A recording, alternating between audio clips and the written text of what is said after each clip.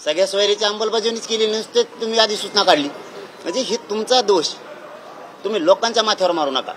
10% न मागणारं आरक्षण ईसीबीसीचं तुम्ही दिलं, ईडब्ल्यूएस रद्द केलं, हे पाप सुद्धा तुमचंच आहे. तुम्ही ते आमच्यावर नका मोडू. आमच्यावर लुटी देत काही की आंदोलन सुरू झालं म्हणून 10% दिलं म्हणून आम्हाला ईडब्ल्यूएस रद्द करायला लागलं. तुम्हाला 10% कोणी मागितलं? आणि मराठ्यांना उत्तर मिळालेलं आहे. कोणचं उत्तर मिळालंय? 10% आरक्षण घेतलं त्यावेळेस असं वाटलं होतं की महाराष्ट्रात मराठा गुलाल उधळत, की 13% आरक्षण दिलं होतं त्यावेळेस मराठ्यांनी गुलाल उधळला, तर भाजपला 106 आमदार दिली होती. ही डाव होता त्यांचा. यामागे मराठ्यांनी यावेळेस गुलालच नाही उधळला. त्यांच्याच आमदारांनी त्यांच्या टकोरावर गुलाल टाकला एकामेकाच्या. मराठ्यांनी उधळलाच नाही तो गुलाल. म्हणून ही परिस्थिती त्यांच्या हाताने त्यांनी केली, आम्ही नाही. आणि ईडब्ल्यूएस पण त्यांनीच रद्द केलं. आम्ही केलं का? केंद्रात माझं सरकार आहे का गोरगरीब जनतेच आहे का म्हणून आम्ही रद्द केलं? तुम्हीच रद्द केलं ते.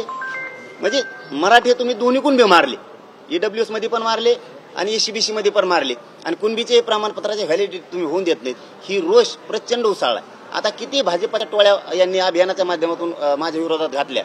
छगन भुजबळची एक वेगळी टोळी आहे, ती वेगळे जमितो. ही आता मावशी ती नवीन आलेली पुढली काय माहिती, ते वेगळी टोळी सुरू केली दरेकरचा याचं ऐकून त्या फडणवीस साहेबांचं. आता ही चौथी एक टोळी आली मराठवाड्यात यायला लागली. अशा टोळ्याच लयच बाबा. मग आता ध्यानातच आले की ते डाकू मग एक आलाय आता नवीनच आता देव ते दहीहंडी. ते असले कसले माकडे उठले तर कुंकडे चलत त्यांना कळलं मराठीच नाही लागलं काय होते. हे सोपडा साफ करते त्या देवेंद्र फडणवीसच्या पक्षाचा. खरं सांगतो मी तुम्हाला, भाजपमधल्या मराठ्यात एवढी खतखत आहे सामान्यात.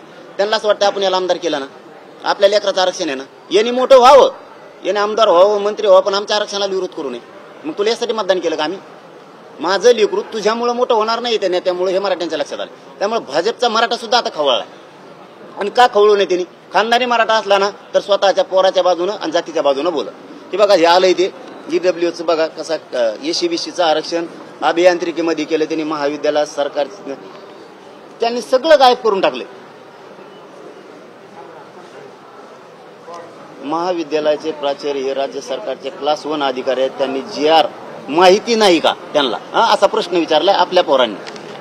आता हे तुम्हालाच देऊन टाकतो मी. बघा इथं कसा कसा कार्यक्रम, ऑप्शनच नाही. ईसीबीसीचा, एसबीसीचा आहे, ईबीसीचा आहे, ईडब्ल्यूचा आहे.